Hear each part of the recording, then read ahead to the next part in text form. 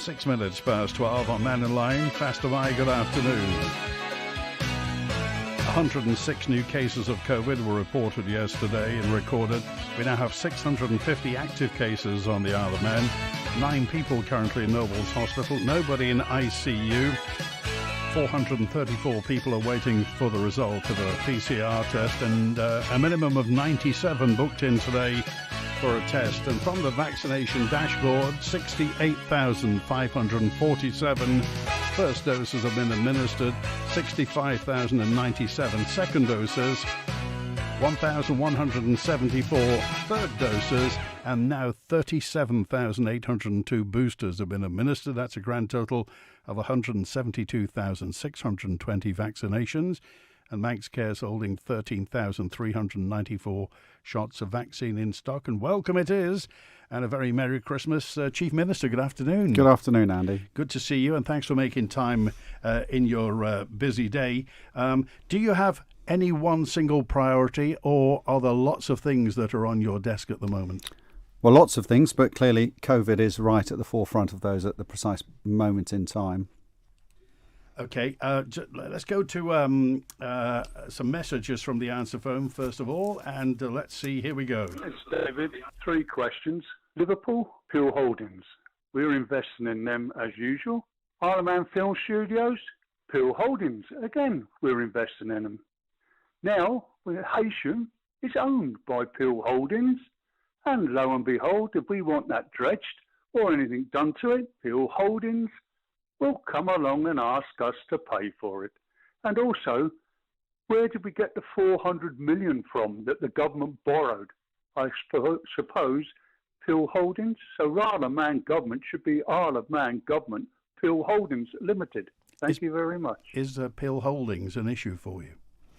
I don't think Peel Holdings per se is an issue. They're a very big group with substantial interests across the United Kingdom, particularly in port infrastructure. And we deal with Peel Holdings alongside many other commercial businesses who also have to deal with Peel Holdings when they come into their infrastructure holding areas and ports, etc.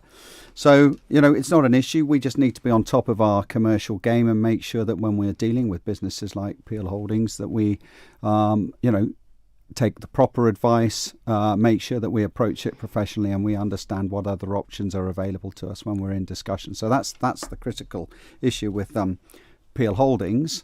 In terms of that £400 million question, that was nothing to do with Peel Holdings. This was a sustainable bond. We took an opportunity to go into the markets. And remember, behind that money, Andy, this was not fresh borrowing. This was effectively recapitalising debt that already existed with the purchase of the Isle of Man steam packet, the money that was needed to build their new ship, and also debt that was owed to the Treasury by the Manx Utilities Authority. So it was a very strong business case behind that, and that money is being repaid. What's your feeling about the Liverpool landing stage? Well, like everybody else, tremendously disappointed that we are in a situation whereby we have such extensive costs. There are a lot of questions that need to be asked, but the straightforward facts at the moment are that we need to get on and continue with that project. If we don't, then £44 million stands to be lost.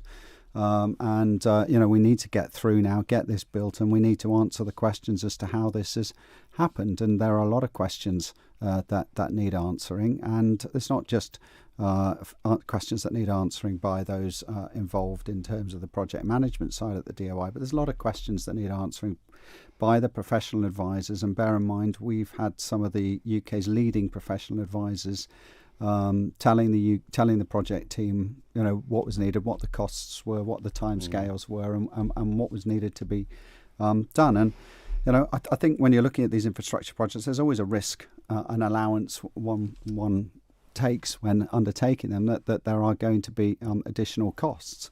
But the big questions for us is how come with the ground surveys did not identify that we're going to 3 times the number of voids below the surface than was originally there. How come the protection that was going to go alongside the seawall to prevent the damage from boats docking alongside went from £160,000 to £10 million. And other questions around, therefore, the knock-on impacts of those types of cost escalations that have come to light. But we will deal with that. We will get to the bottom of it. We're very open to all the scrutiny that needs to go alongside. But there is a determination now that we get this done and we get it built and that we get it delivered. And bear in mind, this is for over 200 years. That we're going to have this access. So it is going to bring a lot of stability, and it does give us a critical link into a key northwest port and city that benefits our residents, but also gives us access to a very wide, diverse economic base and population base that should benefit the island. Okay, there's a message in from Hillary who said, well, also bear in mind that we're using money, we're financing Manxman, which will go into Heysham. And Hillary said Heysham is many things, but it doesn't look very loved at the moment. And with the silting problem that there is there, is this a problem that's going to happen in the future?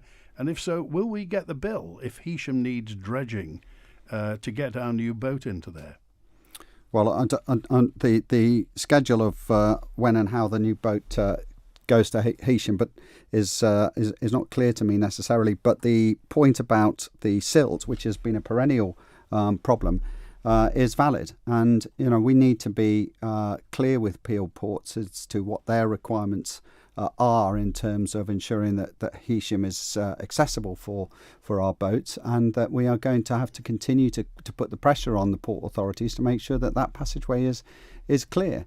Clearly opening up Liverpool will bring significant advantage to us, and the plan is that Heysham just remains primarily for freight, and that Liverpool becomes our primary docking point for all our passenger ferry service. Okay, all right. Nigel, you're live with Alfred Cannan, Chief Minister.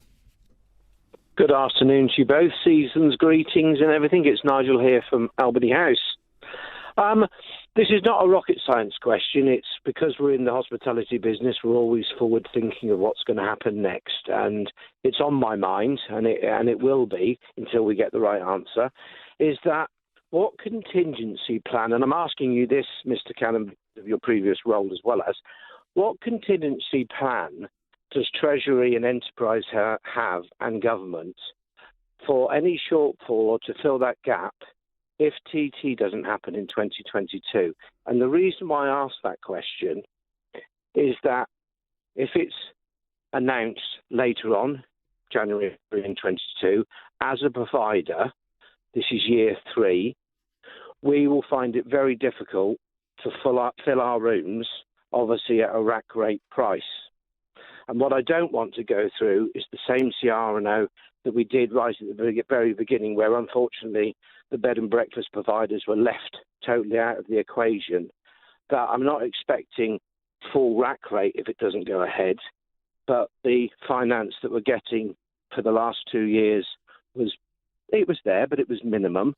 I'm quite happy to come to sort of some arrangement, or I'm sure we are, where we hit it in the middle, because it's really going to hit the hospitality business very hard.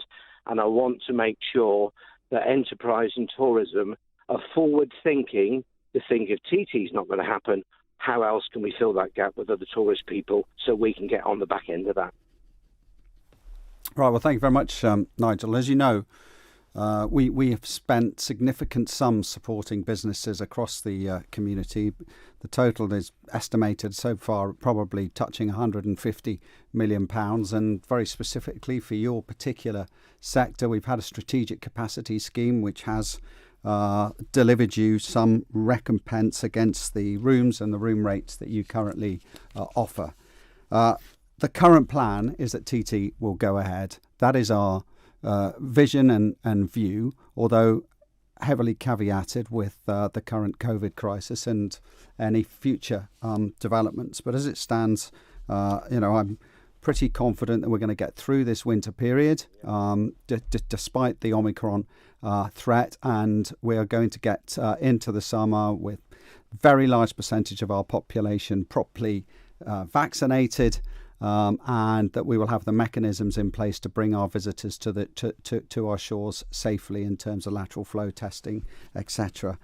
So that's the first point. The second point is that we are going to continue to monitor monitor the economic situation very carefully, and our hope is that to try and get as many businesses through this whole COVID crisis as possible. At the moment, we feel that the support mechanisms, we're prepared to run them through till the springtime, but then on in, we are planning and trusting that the tourist industry will pick up, and that we will be delivering a successful summer season. If TT does not go ahead, if that then again puts extreme pressure on our accommodation sector, and we're unable to recompense that by initiatives to attract tourists onto the island, then we will clearly have to review the situation. I think I can tell you that this is constantly monitored. It's constantly looked at.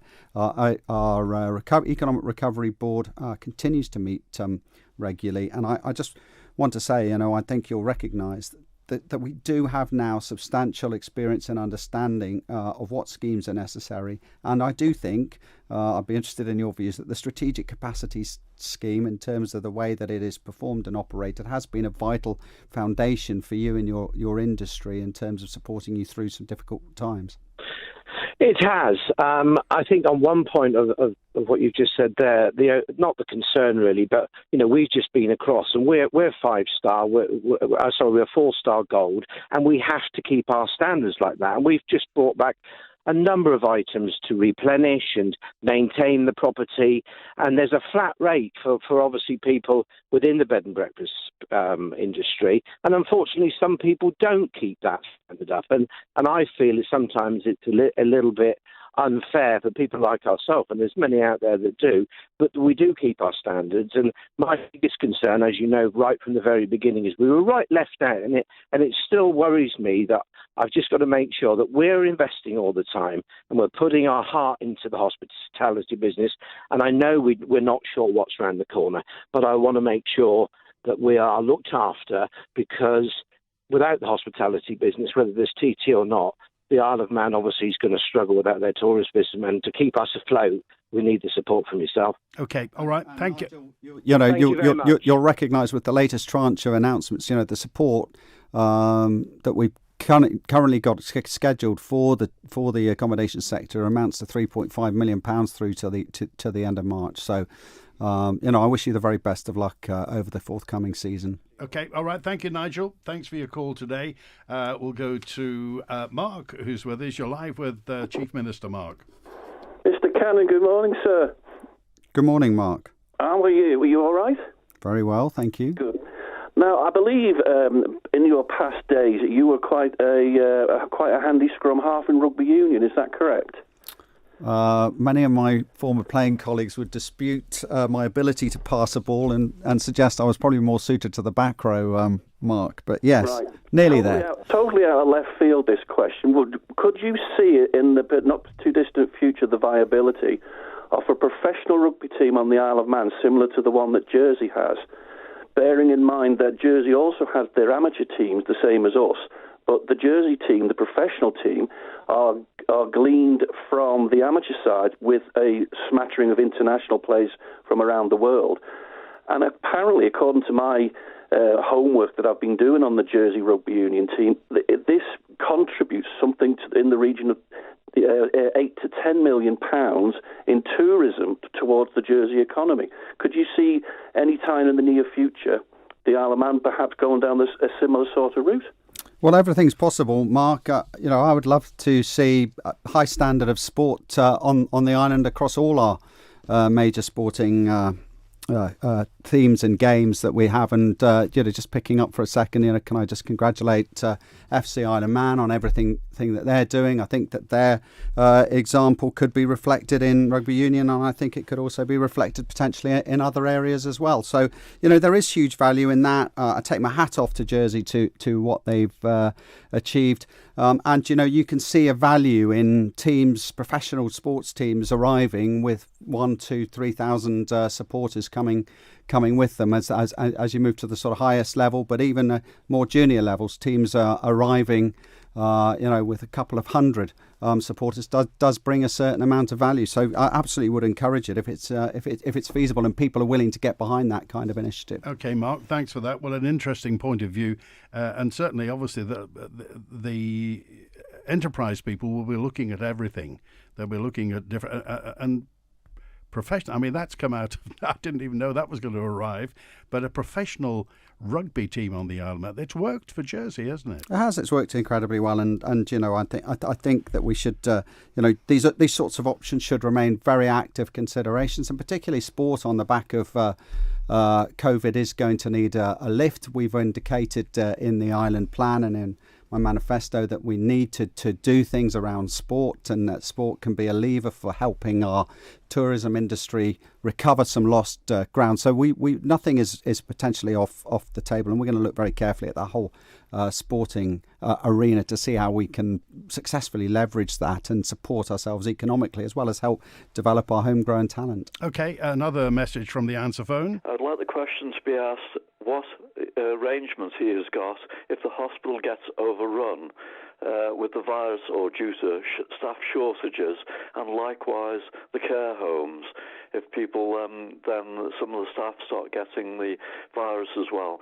What are the arrangements they've got in place to cover all that, considering everything at the moment is still able to do, everybody more or less is able to do what they want to do?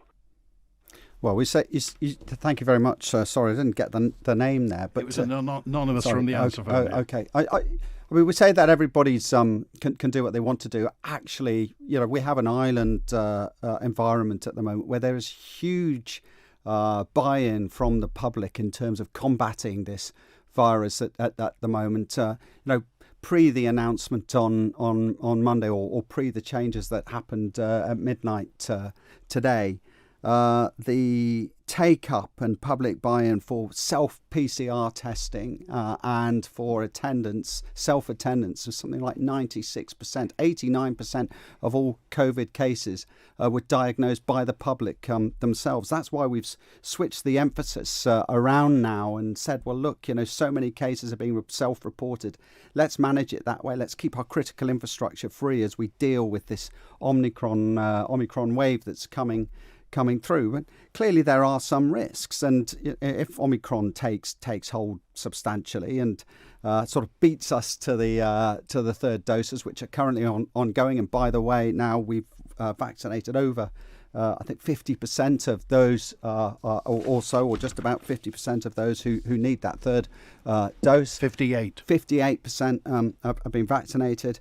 There is a risk still that we're going to have a number of cases, and some of that might affect our staffing personnel or may affect the numbers in hospital. We will need to bear that in mind. We're going to evaluate all aspects of society, and look, if we have a critical threat to the island's infrastructure, and it's the hospital, as I said in my press announcement on Monday, Andy, we won't hesitate to bring into place some form of circuit break, whether that's a full circuit break for the island for a short period, or whether we bring forward some other balancing measures to try and help things stabilise and recover.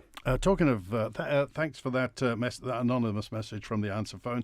But talking of progress with the health service, obviously Manx Care and DHSC structure has now been enabled. You wanted reform of the health service as well. Where do you think it is? We hear anecdotal tales of nobles being under pressure. I know the anaesthetist case is not something we want to refer to specifically, but reputationally, is the Isle of Man Health Service somewhere where people want to come and work? People off island, within Europe, other parts of the world, do they see it as an attractive place to come and work? Clearly there are huge pressures on the healthcare service. There have been for some considerable time now, particularly over the last 2 years with the COVID pandemic. We set about with the Sir Jonathan Michael reforms and went about that process because healthcare needed reform. There have been a lot of evidence, particularly over the last 10 years of my time in politics, where healthcare, the delivery of healthcare, what was going on in certain elements of healthcare was coming under intense scrutiny and intense questions. The idea of creating Manx Care, of separating out the politics, if you like, from the delivery, was to set about creating a best-in-class healthcare system for the island. And that's what our focus and our intention still is, and what we want to deliver. Manx Care has been formed in the most difficult of circumstances. It is going to take some time, Andy, but we're going to stay with this project. We've got to get behind it. And there is, within the hospital, some evidence that it is starting to make an impact in terms of the ethos and ethics and spirit that is emerging. Clearly some of the events of recent weeks will have dented that, and there's lots of issues there. But, we're going to stay on track, and I've been speaking to healthcare professionals over the last week in certain circumstances, and, I can tell you that they're determined to deliver for the people of this Isle of Man.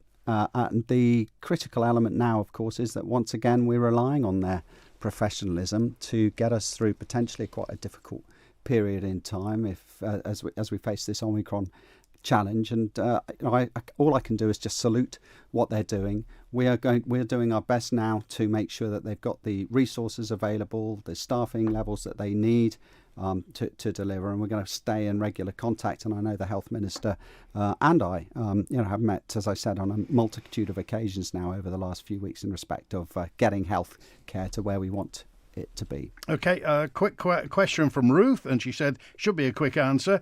Would you ask the Chief Minister, and you can say yes or no, have you had all your jabs? Yes. Okay, it's 28 minutes past 12. Mannin Line today, live with Alfred Cannan, Chief Minister. On the 12th day of Christmas, my true love bought for us 12 fencing panels, 11 copper piping, 10 bricks for laying, 9 showers pumping, 8 cement mixers, 7 bathroom mirrors, 6 slabs for laying, 5 bright chrome handles, 4 panel doors, 3 augers, 2 tap hole basin, and a Haldane Fisher bathroom. You'll find everything you need to improve your home at Haldane Fisher. See online or visit your nearest branch in Douglas or Ramsey. Been bottling up the need for a great party. Not long till Christmas, but why wait to celebrate? The season for good times is officially underway, so get down to Wine-Right, Party Central. Loads of big beer deals, 25% off selected wine, with champagne too. Our biggest and best ever offers. Everything on your party shopping list in one spacious, easy parking place. Wine-Right. So please remember, a party isn't just for Christmas.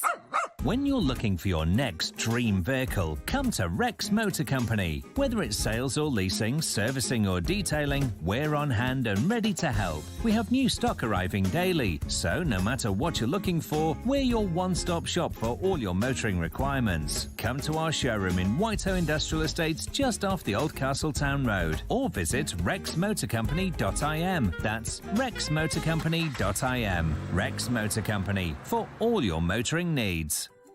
It's time to enjoy the Christmas season. Help support local businesses and protect yourself and others by following the latest advice from Isle of Man Government. Take a lateral flow test before going to parties and celebrations. Wear a face covering in indoor public spaces. Stay at home if you are unwell or have COVID-19 symptoms. Stay safe this Christmas. Visit covid19.gov.im for the latest help and advice. The Mannin Line with Andy Wint. And Chief Minister Alfred Cannan is with us today. You've got a question there about LFTs and what we should do in the future. What was the question? How are we going to get the statistics needed regarding Delta and Omicron variants if we rely on public LFT kits? I thought we needed to know how Omicron was moving throughout the community. Well, first of all, as I said before, Andy, 96% of our recorded cases come through public declarations of public saying I've tested, 89% of those with public saying I've got a lateral flow device, it's told me I've got COVID, and the other 6% or so 7% coming through individuals who go to the grandstand to get tested because they have some symptoms. So there's a huge public take up anyway, and as I said, I have absolutely every confidence that people will now report the results of the lateral flow test. In fact, they're required to report the lateral flow test through the online system that we've got, and if they haven't got that, then they're to phone 111 and tell us that they've got the COVID virus. And then secondly, we're now assuming, because of the speed in which Omicron is becoming the dominant strain now. In fact, I can tell you that 59% of the 106 cases that you talked about earlier of the new cases that were identified were Omicron. We're working on the basis that Omicron is the dominant strain, will quickly become the dominant strain. And of course, you have to understand as well that the reason why we are doing this is to protect actually the infrastructure. When you get a scenario that paints a picture of thousands of Omicron cases, in order to manage that successfully, and with the tools that we've got and what we know about both the impact of Omicron itself, but also the public buy-in to this now in terms of their willingness to help combating, and we've seen that with the voluntary use of masks wearing. We've asked that people, we've said to the public, look, we expect you to wear a mask, and you go out into the retail settings, you go onto public transport, of course, where it's mandatory, but there is a huge public buy-in to this, and I saw that yesterday in the vaccine. Do you trust the Manx public to do the right thing? Absolutely. All the evidence is there. Look at the booster take-up, Andy. That's not just about having the infrastructure in place, but that's the public turning up walk-in centres to get their jabs. And the point for us in all this is you take us back 10 or so days when Omicron, the threat of Omicron became apparent, and we did of course bring in the measures 3 weeks ago when we first learnt about Omicron. But once we got clarity on the rate of spread, and you look at the thousands of cases that potentially could come, you ask yourself, well, how can we successfully manage this with the least damage? And you effectively turn a small army of 100 or so people at the heartbeat of this, and turn it into thousands of people across the community engaged, managing their own diagnosis, also managing their households, but also having that flexibility. I think your emailer talks about I think it's Amy actually talks about do we have to get a negative now at day 10?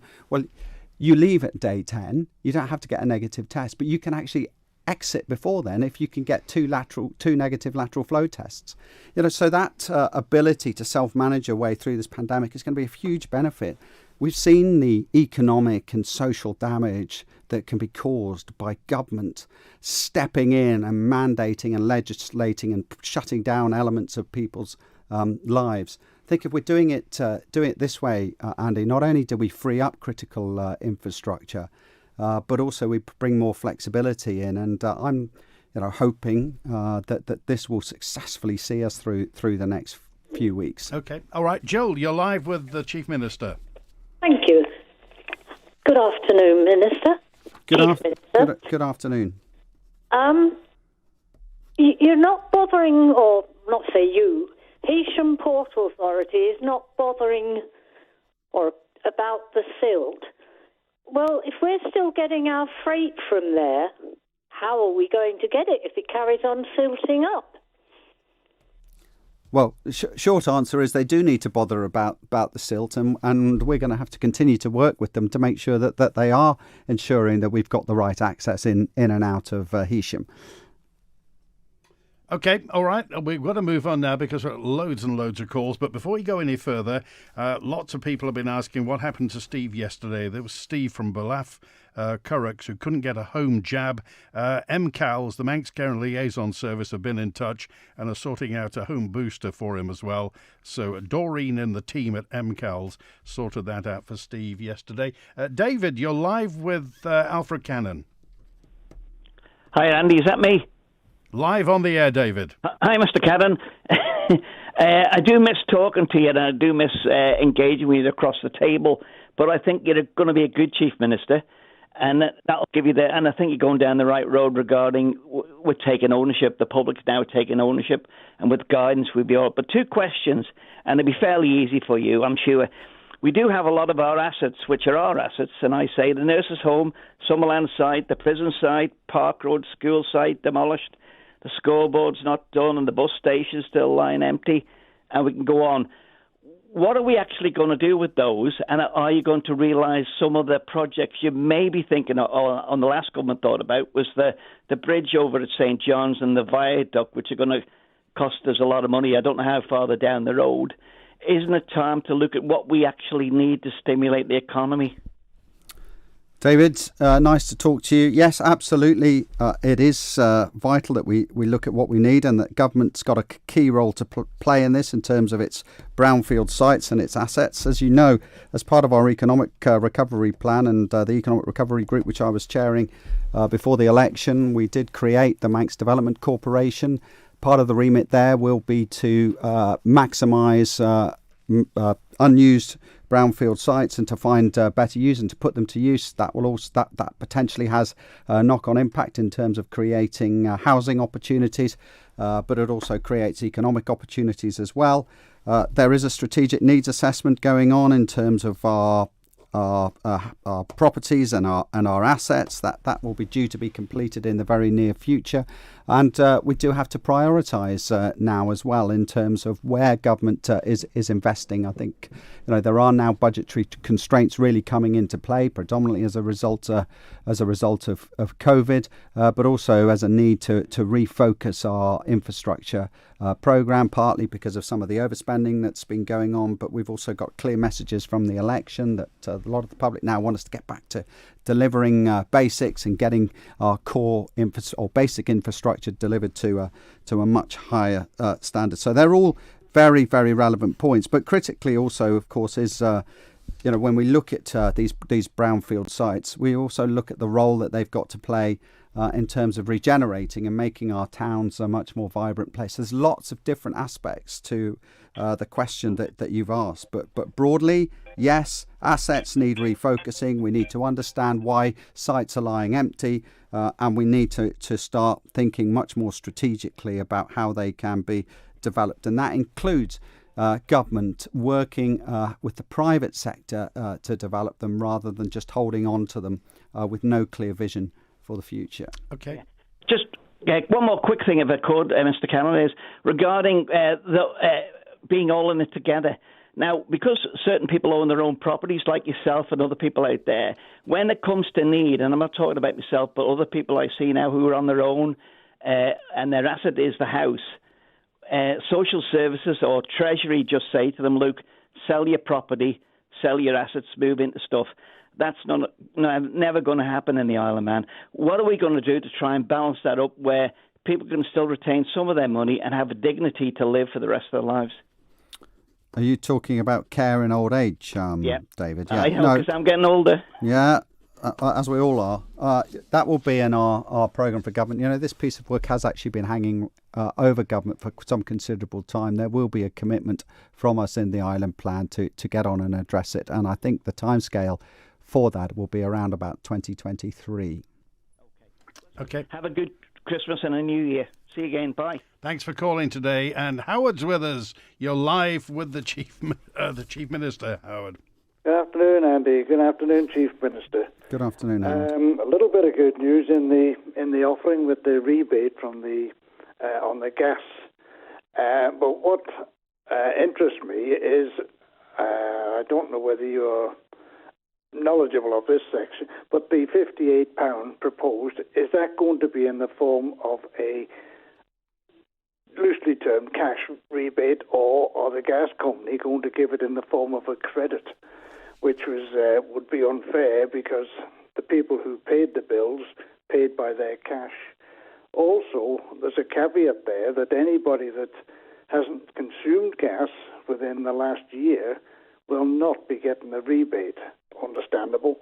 But this debate has been going on for the best part of 3 years, and there could be people in houses who have, in the meantime, moved onto a different form of heating if they're in rented property, and they are not going to be eligible for the rebate either. So, essentially, it's only anybody that's, well, since this was decided, the £58 that was originally proposed, 90-odd, but it seems to be have a lot of we can't do that and can't do this attached to it. So just that, is there any way of anybody that's been in as a gas consumer and who's been knocked out of the system, or is it going to be a credit? That's the only question. The essential answer, Howard, is that it is a credit that will appear on consumers, on applicable consumers' gas bills.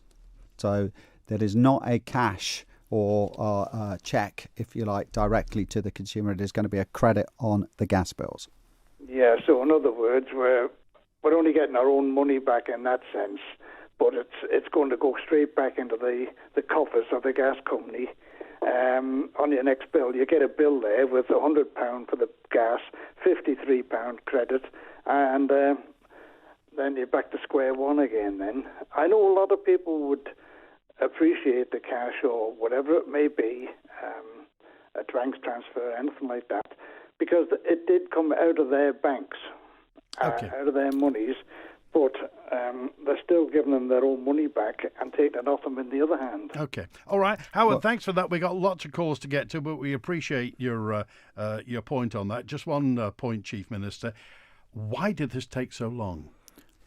Well, it took a considerable amount of time because initially there was discussions of a voluntary agreement, and the higher amount that Howard just talked about was mentioned as part of that voluntary agreement. In the end, that was not the case. And therefore, we've had to go through a significant process of legislation in terms of gas, and this rebate now will come about as a result of the sort of latter stages of that, and the fact that there has been a reduction of £1.4 million in terms of the charges that Manx Gas will be passing on to the consumer. So this rebate will apply at that point, and obviously the impact of that will come at an appropriate time in terms of the £58. I think the cost of gas at the moment having gone up so substantially, up at 27%. I think consumers are going to be thankful for that £58 credit at this particular time, but obviously clearly the cost of gas remains a significant concern for all of us, and certainly in the short to medium term, given the rates, and I think record prices again on the markets yesterday. So there's a lot of issues there that need to be resolved. Okay, Alfred Cannan, MHK, your new Chief Minister, live on Mannin Line. It's 16 minutes now before 1. I'm one of Santa's little helpers. We know just how busy everyone is at this time of year, so we've got together with Bus Fanning and Manx Radio to help you keep on top of everything with Santa's little help page. From bus timetables, last posting dates, duty chemists and emergency contact details to the ultimate present wrapping guide, recipe ideas and the Santa tracker. Find all you need to know this Christmas in one place at manxradio.com. Santa's little help page, supported by Bus Fanning with your nation station, Manx Radio. With the global rise in gas prices, some people may be worried about paying their gas bill this winter. If you are concerned about your own bill or someone in your family, please contact our friendly team at Manx Gas on 644 We offer a priority care scheme and energy-saving advice, so do get in touch with us to see how we can help you. Give Manx Gas a call on 644 and we will do all we can to help. Guess what the garage door and gate automation company does? That's right, we supply and fit garage doors and gates and automate them. We also do security shutters, sliding glass doors, railings, the complete service for home or business. Every job is fully guaranteed, and best of all, we don't charge you a penny till the job is done, for total peace of mind. Visit manxgaragedoors.com or our showroom at the Isle of Man Business Park. The Garage Door and Gate Automation Company. We do what we say. Call Corkill Removals and Storage today. Loads big and small, day after day. We'll help you move, we'll help you pack. With a local or global, we've got the knack. So give us a cheer. Yay! Your movers are here. They do it right. Merry Christmas from all the team at Corkill Removals and Storage. Ho, ho, 675-495. We'll get your load delivered on time. You can be sure we'll get the job done. Click CorkillRemovals.com. The Mannin Line with Andy Wint. And the Chief Minister's here. Oh, look at that time already. It's 14 minutes now before 1 on Manx Radio. And let's go to Dewan with us. Hi, Dewan. How are you doing, Andy? Good afternoon, Alf. Good afternoon, Dewan. I must say from the start that I wouldn't want your job for a gold clock at the moment. I'll give you that one. I'm interested in what's happening at the moment. I follow the nudge press a lot. I follow the government behavioural unit a lot. I don't buy into your vaccine narrative. I think there's other things that are not getting looked at by this government and by many other governments. But I'm not going to get drawn into the COVID issue because it's a very long-winded issue. It could go on forever. I just want to relate a little story as quickly as I can. I am travelling at the moment. I switch my phone off quite often to get some perspective back in life and not look at everything that's going on. And the other day when I put my phone on, I got a friend request on social media from a lad who used to train in the Isle of Man. And by the time I'd answered that request, he'd taken his own life. Now, the week before, I get a message at 3 o'clock in the morning your time from a friend who was not going to come off Douglas Beach and not going to go home. We had a lad who slipped through the net in the summer, and I can't talk about that for sub judice, who attempted to take his own life. And I look at what's going on, and I'm very mindful of the situation on the Isle of Man with people and people's resilience to what is happening at the moment. And I do reach out to you on the representation of the People's Act, that you look after the people and what's best for them, not necessarily the reputation of the Isle of Man and other agendas which is coming down from Whitehall and wherever, but to look after what's happening in the here and now on the island. Jim, well, I'm desperately sorry to hear that story that you've just relayed there. And, the issue of suicide is one that cannot be ignored. We've had plenty of information through and evidence through that the rate on the island, whilst in some ways appears to be sort of higher, slightly higher than the UK in previous years, I think has been roughly about that of the UK. And I certainly, recall there was a figure at one point between 2006 and 2018 of total of 115 suicides, and it's quite a shocking figure when you think about it. I think from our government's perspective, mental health, the recognition that COVID particularly has caused some people much more stresses than they would have otherwise had, and that's for possibly a multitude of reasons. We do have to recognise that we can't afford not to invest in mental health, in the mental health service. And one of the things that I will be looking at very carefully is how we do that. We do obviously have the statutory mental health services, but around that we have lots of providers in the community, or some providers in the community who really do focus in this area and have got a lot of expertise and also provide quick and easy access for people in times of trouble. It can be difficult. We have taken an emotional pummeling over the past 2 years, haven't we? Well, in many across society, yeah. But I mean, and I've got my own constituents who have got some difficulties, and I think one particular case that I'm working with at the moment just has not been able to access the right levels of support and has undergone a significant amount of trauma. So the government has to get this right. In answer to your question, Juan, is it going to be one of our priorities? It will certainly be up there, and the focus on mental health, but more importantly how we can make it accessible to people is really going to be a critical issue, and one that I will work closely with the health minister on. Well, thank you, Joe. And this is such an emotive topic, and of course in the middle of COVID we think about physical health, but the emotional health of the nation. I know this is something you've paid particular regard to, and particularly when it comes to suicide. The most unlikely people take their own lives. And how do we unlock the key to that? Well, I don't have all the answers, Andy, to that.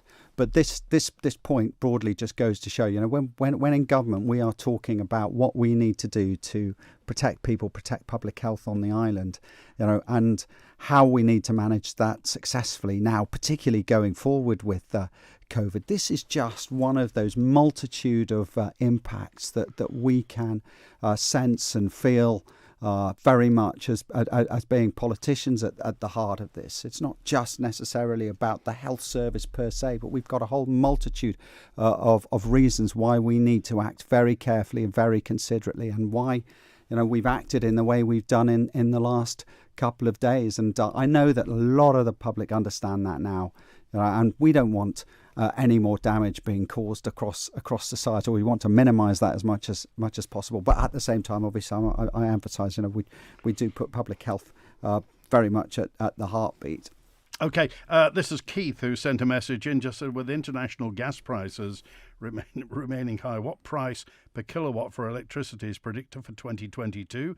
Consequently, as we are locked into gas for 20 years, will be extending that exploration licence off Mackle Head rather than depending on a hostile Russia to dictate our energy price for the foreseeable future? That's Keith Carouche in Mackle. Well, as you know, with the just speaking about Michael, that we've extended for 4 months the discussions. I've extended the licence as it currently stands for 4 months, whilst we undertake a series of discussions with Crogger to understand how they intend to potentially proceed, and also what they would be doing and what needs to be done alongside that to meet our commitments now when it comes to climate change. There are two sides to this. Obviously, we have green commitments, but this could solve everything fiscally, financially for us, couldn't it? Yeah, potentially, Andy. The critical thing for us, for government, is to make sure that we take a balanced approach. I think it's absolutely fundamental we take all the elements into this equation, and we take a balanced approach to this licence application, and that's the commitment I'm making at the moment, and we need a lot more information. That's why the extension's been given for 4 months, and in this next 16 weeks or so, I'm hoping that all parties will work together so that everybody has got laid out on the table all the critical elements needed to make a sensible decision in the circumstances. Okay. Ryan, you're live with the Chief Minister. Hello there. Just got two questions. I was out on Ireland over the weekend, and I noticed in pubs, this is about COVID prevention measures. I think it's really good that hospitality is being encouraged to stay open, etc. But in all the venues that I went in, I noticed there was very little ventilation actually being placed in. The government hasn't really specified quite how the ventilation should be. I work in building services engineering, so we design ventilation schemes, plumbing, etc. for buildings themselves. But for example, before the smoking ban, the typical air change rate for just your standard premises, whether it be bar... Ryan, we've only got a minute. If you could get to your question. Sorry, guys. It means, is the Isle of Man government going to put out any proper guidance for hospitality venues, etc., to increase the ventilation so it's actually an effective measure? Well, Brian, we clearly made a number of recommendations to everybody about ventilating spaces. There is support available for capital support available for a business that wants to make these sorts of adjustments at the moment. And I think the short answer is I believe that we were going to continue to advise and work with businesses who want to make these types of changes. Clearly, every building is potentially different. Every venue is potentially different, and we will be continuing to work with businesses to make them and to work with businesses to try and make their venues as safe as possible. Okay, Ryan, thanks for that today. Lots and lots of questions that we didn't get used to. So I'll ask you the question: will you come in to us before Easter? Absolutely, Andy. All right, it's good to talk to you. Thanks for being with us today. Just one final question, and this is from Michael, who just said, and just a very quick answer, how do you get to deal with Aaron Michael issues? Well, still remains a key part of my role. And obviously, there's a lot of emails coming into my inbox, but we're going to continue to manage that. We're going to lay out a programme of constituency surgeries alongside Tim Johnson, and my commitment to my constituents remains as it was before. Okay, Chief Minister, how there I am. Alfred Cannan has been with us. Thank you, Andy, and a very happy Christmas to you and everybody across the island. Well, and thanks for making time for us today. Alfred Cannan has been with us for the past hour. Thanks to everybody for questions today. Lots we didn't get to. As always, it's always very busy when the Chief Minister is with us. We'll probably put a few of those tomorrow. Final open line tomorrow on 66 13 68. And I'll be back with you with a final update of 2021. Thanks for your calls, thanks for your attention today, and thanks to producer Barry Redfern.